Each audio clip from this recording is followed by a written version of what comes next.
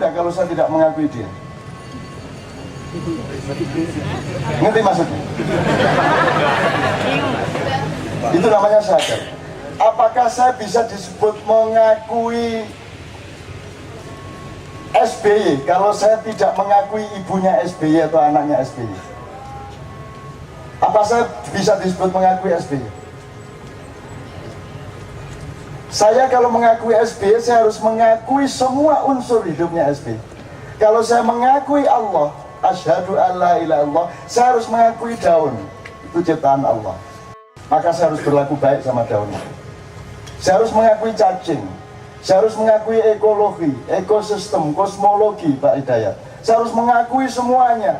Saya tidak boleh curi uang orang. Saya tidak boleh ambil itu harta di bumi seenak-enak saya. Saya tidak akan melakukan illegal logging karena saya bersahadat. Orang sekarang bersahadat tapi sesungguhnya menyakiti pihak yang disahadati. Betul enggak?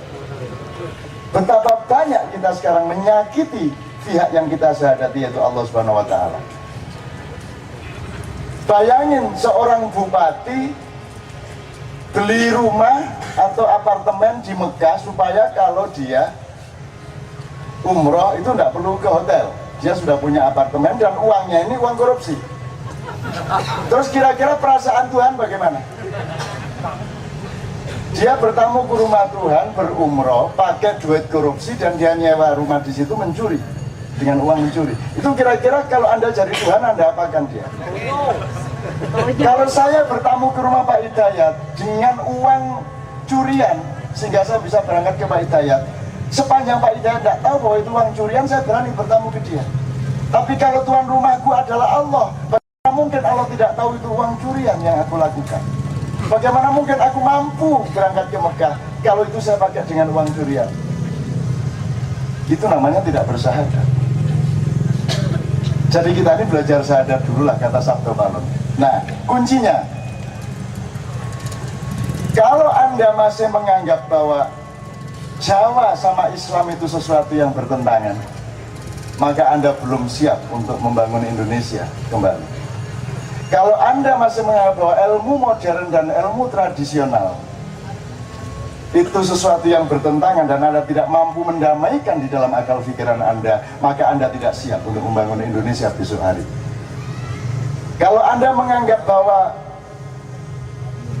Mojopahit sama Demak itu dua hal yang bertentangan dan Anda tidak mampu menemukan inti dari cinta kasih perjumpaan di antara mereka, bahwa Demak tidak pernah menghancurkan Mojopahit, bahwa tidak pernah ada perang antara Demak lawan Mojopahit. Kalau orang Sunda dan orang Jawa masih sibuk dengan sentimen perang bubat, kita tidak akan bisa membangun Indonesia. Karena kepemimpinan Indonesia yang akan bisa menyelamatkan berikut ini adalah ketika Majapahit. Majapahit di sini saya tidak mengatakan Jombang. Majapahit ini kan the whole thing, Nusantara. Ketika hatinya Nusantara menjadi satu dengan hatinya Mekah. Yuk kalau mau disebut orang ya ini harus turunan Rasulullah sekaligus turunan raja-raja Jawa. Loh tapi kok Jawa? Loh enggak, maksud saya Jawa itu sama Cina ya podo jadi ya Putri Cempo itu ya di desa saya itu. Putri Cempo itu di desa saya itu, kalau ke Jamata itu agak ke selatan sedikit di seberang sungai. Kalau di desa saya itu tempat Putri Cempo. Jadi jangan saya orang Jawa asli. Saya juga ada Cina-Cina, dan kalau diurut-urut sebenarnya mana sih Cina, mana yang tidak. Masih jangan yo, Gus Dur yo Cina. Alah, Malaysia itu ya wong Kebumen sama wong Blitar. Saya sudah keliling Malaysia, udah capek. Saya pakai bahasa Malaysia kan cangkem itu udah pegel. Tak bisa itu, karena gak iso rek lah enak lah. Tapi tak bisa, ini saudara-saudara, ini kita harus menunggu memang bilang.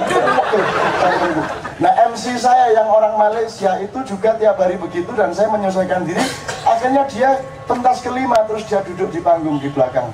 Terus dia bisa, kok wesel aku cak. Sampai wong ngendi? Pulau Kebumen. Dobel ya. Tak belani ngomong tak bisa. Ternyata wong Kebumen kok doa rean. Sebenarnya kalau dibolak-balik ya sama aja. Maksud saya ini bukan primordialisme Jawa, Jawa sebagai suku. Ini idiom saja. Dan Anda yang orang Sunda sebutlah Sunda, Anda yang orang Bugis sebutlah Bugis, karena sebenarnya sama-sama saja. Dalam pengertian peradaban itu sama-sama saja. Gitu loh. Tolong jangan berhenti pada primordialisme, karena itu bukan maksud saya. Kalau Anda menyebut saya orang Jawa, naluri saya Arab kok. Naluri saya. Jadi kalau saya nyanyi itu kan keluarnya itu kalau rengeng-rengeng waktu mandi itu tidak mungkin keluar lelo, tidak mungkin. Keluarnya dari mulut. Kalau saya nyuling itu metune ini mesti Arab. Mesti gitu. Iki apa sih tanganku itu? Kalau saya nyuling, biar flute itu yang barat keluarnya mesti nada-nada Arab. Gitu loh. Jawa itu justru sesuatu yang saya pelajari kemudian ketika saya di Jogja, gitu loh teman-teman sekalian.